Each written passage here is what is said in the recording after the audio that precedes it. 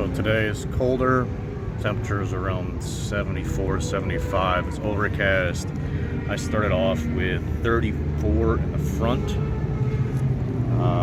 and 33 in the rear. I just added a pound to the rear because I'm getting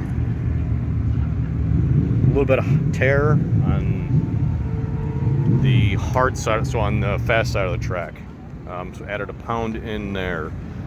2 clean runs, and I was bearing out the zip tie, so I added in another full turn of preload and a quarter turn of compression.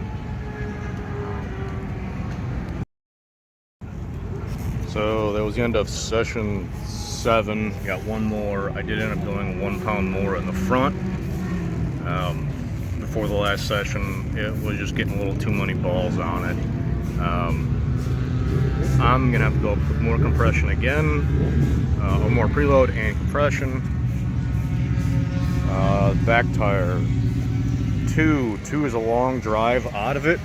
Actually felt the back end getting a little greasy coming out from underneath me under power. Definitely tearing, so I'll add another pound to that. I don't remember what it's at right now.